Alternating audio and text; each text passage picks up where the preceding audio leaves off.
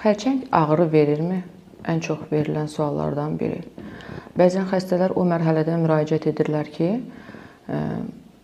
niyə vaxtında müayinə olunmadın sualı verdikdə, doktor, mən heç bir ağrım yox idi, narahatçılığım yox idi, ona görə müayinələrə getmədim. Mən sizin diqqətinizə çatdırmaq istəyərdim ki, xərçəng yalnız son mərhələyə çatanda ağrı verir. Erkən mərhələ xərçəng və yaxud hər hansı bir orqandadırsa bu xərçəng, ya uşaqlıq boynunda, ya uşaqlıq cismində, mədədə, bağırsaqda fərqi yoxdur. Həmən orqandan kənara çıxmayıbsa, onun ağrı verməsi demək olar ki, sıfıra yaxındır. Xərçəng haçan ağrı verir?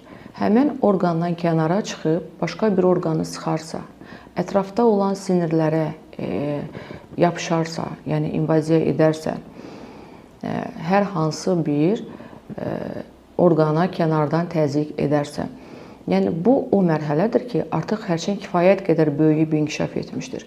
Bəzən xərçəngin ağrı olub-olmamasını gözləyərək müayinəyə gecikən kifayət qədər xəstələrimizlə rastlaşırıq.